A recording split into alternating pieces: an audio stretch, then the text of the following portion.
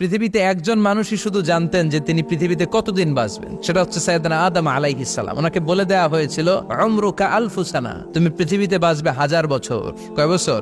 সাইয়েদনা আদমের সামনে অনেকগুলো রূহ রাখা হলো। সাইয়েদনা আদম বললেন, এরা কারা? আল্লাহ বললেন, এরা হচ্ছে নাসালুক, তোমার বংশধর, পৃথিবীতে তোমার পর এরা পৃথিবীতে আসবে। সাইয়েদনা আদম বললেন, আল্লাহ ওই যে একটা রূহ দেখা যায়, এটার নাম কি?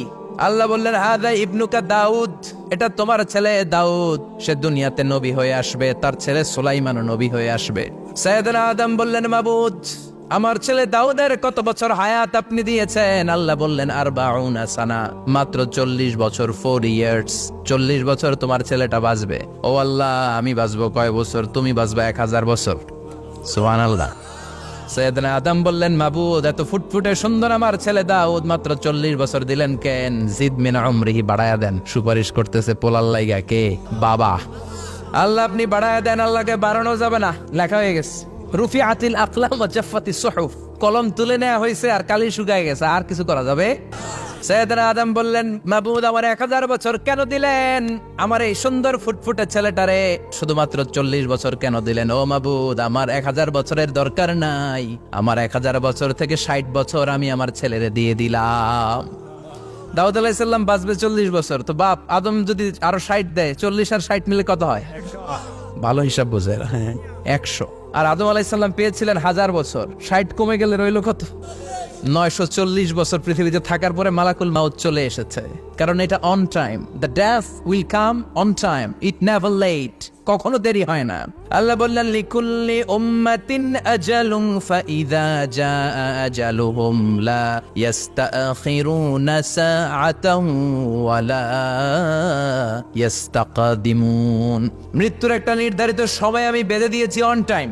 অন টাইমেই চলে আসে, 1 সেকেন্ড আগেও আসবে না, 1 সেকেন্ড পরেও আসবে না। 940 বছর বয়সে মালাকুল মাউত এসে হাজির, এসে বলল, জিতু আন আকবাদা রূহাক, রূহ কবজ করতে আসছি। আদম আলাইহিস সালাম বললেন, রূহ কবজ করতে আসছো মানে? আমি বাঁচবো তো 1000 বছর। কয় বছর? মালাকুল মাউত বললেন, না না, ওই যে আগের কথা স্মরণ করেন, আপনি 60 বছর দিয়া দিছিলেন। কয় না, আমি দেই নাই, আমি আরো বাঁচুম, আরো 60 বছর পাওনা আছি, আমি দেই নাই। মালাকুল মাউত বললেন, আপনি দিয়েছেন? আদম বলে, দেই নাই। মালাকুল মাউত বলে, আল্লাহ ঘটনা দেখেন, দিয়া কয় দেই নাই। আল্লাহ কয়, থাক, কথা কইস না, আয়া পর। নাসিয়া আদম ফানাসিয়া বানু, ভুলে গেছেন উনি। আমরা ভুলে যাই, আমরা খেয়ে বলছি খাই নাই, নিছিলাম পকেটে, কয় নেই নাই। এরকম ডাকাইত আছে না নাই? নাসিয়া আদম ফানাসিয়া বানু, বিশ্বনবী বললেন, আদম ভুলেছে তো তার সন্তানরাও ভুলে যায়। জাহাদা আদম ফাজাহাদা যুররিয়াতু, আদম অস্বীকার করেছে, তার সন্তানরাও অস্বীকার করে। সেদিন থেকে আল কিতাব ওয়া শুহুদ, মানে লিখে রাখার সিস্টেম আর সাক্ষীর সিস্টেম চালু হয়েছে। সুবহানাল্লাহ পড়েন। 940 বছর বয়সে মালাকুল মাউত এসে আদম আলাইহিস সালামের রূহ নিতে পারে নাই। উনি 1000 বছর যখন হয়েছে, সাইয়েদনা আদম আলাইহিস সালামের রূহ কবজ করেছে। যেই দিন পৃথিবীর প্রথম মানব, প্রথম নবীর রূহ মালাকুল মাউত দুনিয়া এসে কবজ করেছে, ওই দিনটাও ছিল জুমাবার। আল্লাহু আকবার। আবার বিশ্বনবী বললেন, লা তাকুমুস সাআ ইল্লা ফি ইয়াউমিল জুমআহ, ইযা যুলজিলাতিল আরদু জিলজালাহা ওয়া আখরাজাতিল আরদু আসকালাহা, ইযা রুজ্জাতিল আরদু রাজ্জান ওয়া বুসাতিল জিবালু বাসসা। কিয়ামতের দিন পৃথিবীটাকে একটা প্রকম্পন দিয়ে কাঁপিয়ে দিবে কে? মারাত্মক একটা ঝাঁকুনি দিবে আল্লাহ, পুরো পৃথিবীটা কেঁপে ভেঙে চুরে খান খান হয়ে যাবে। এই ঝাঁকুনি আর আর্থকোয়েক, ভূমিকম্প এর ঘটনাটা যেদিন ঘটবে, ওই দিনটাও হচ্ছে জুমার দিন। কারণ দিন নয়, ফিহি খালাকাল্লাহু আদম, এই জুমার দিনে আল্লাহ তাআলা সাইয়েদনা আদম আলাইহিস সালামকে তৈরি করেছে। বিশ্বনবী বলেন, লাম্মা খালাকাল্লাহু আদম ওয়া কানা তুলুহু 60 যিরাআন, আল্লাহ তাআলা যখন আদম আলাইহিস সালামকে তৈরি করলেন, 60 হাত লম্বা করে তৈরি করলেন। আর আমরাও যারা জান্নাতে ঢুকবো, আমাদের আকৃতি থাকবে 60 হাত লম্বা।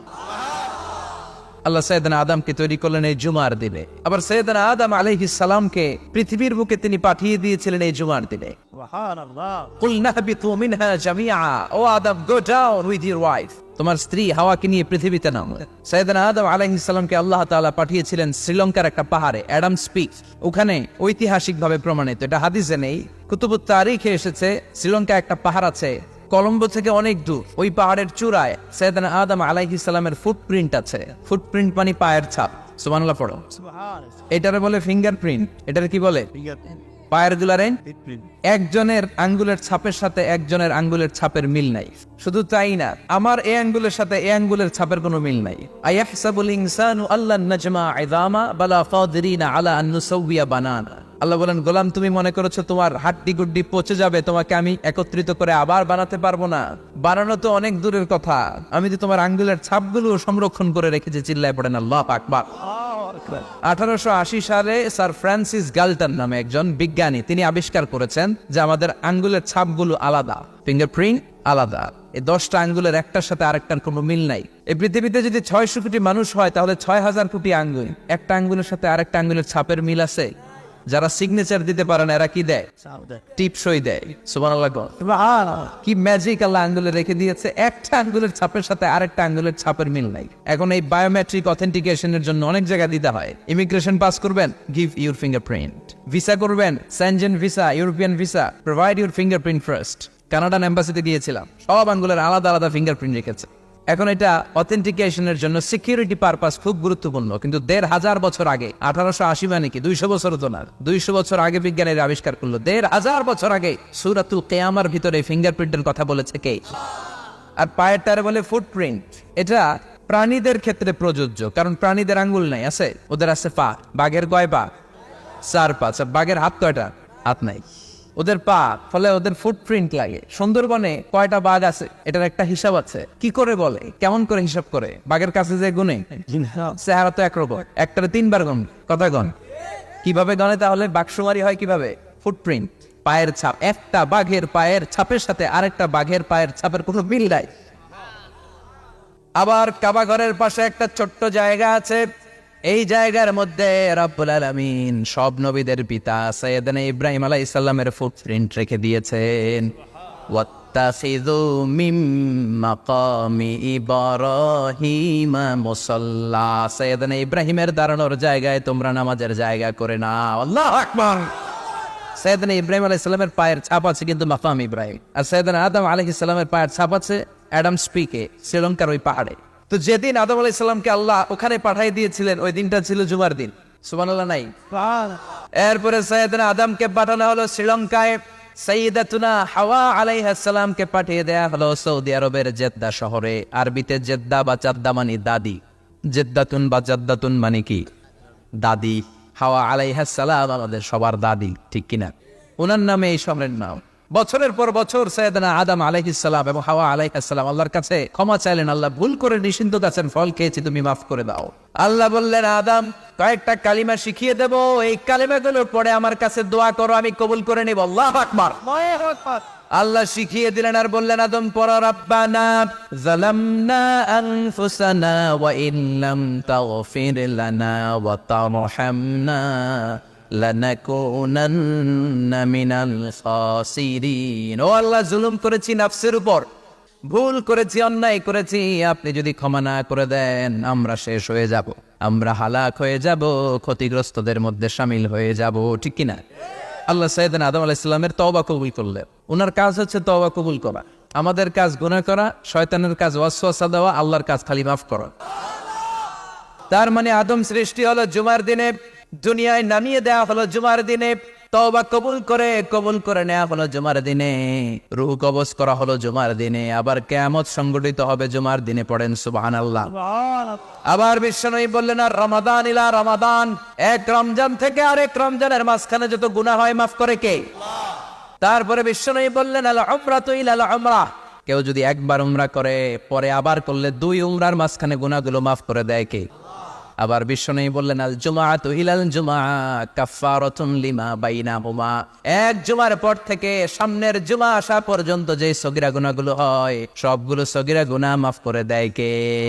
সারা সপ্তাহে ভুল ত্রুটি অন্যায় যা করলাম জুমার নামাজের বদৌলতে সব গুনাহ মাফ করে দেয় কে? এই দামি দিনটাকে আল্লাহ ইহুদিদের দিতে চেয়েছিলেন, পায় নাই। আলহামদুলিল্লাহ কইবেন না? তারা ইখতিলাফ করে হারাইছে এটা। এই দামি দিনটা রব্বুল আলামিন নাসারাদেরকে দিতে চেয়েছিলেন, ফাখতালাফু, ওরাও ইখতিলাফ করে হারাইছে। এজন্য ইখতিলাফ ভালো জিনিস না খারাপ জিনিস? ইহুদিদেরকে আল্লাহ দিতে চাইলেন, ইখতিলাফ করে হারাইছে, নাসারারাও হারাইছে। ফাজা আল্লাহু বিনা ফাহাদানা বিহাদা দ্বীন, রব্বুল আলামিন এই দিনটা আমাদেরকে দিলেন, আমরা ইখতিলাফ করি নাই, বিশ্বনবীর হাতে হাত রেখে ঐক্য করে ঘোষণা দিয়েছি জুমার দিন আমাদের সাপ্তাহিক দিন। সুবহানাল্লাহ।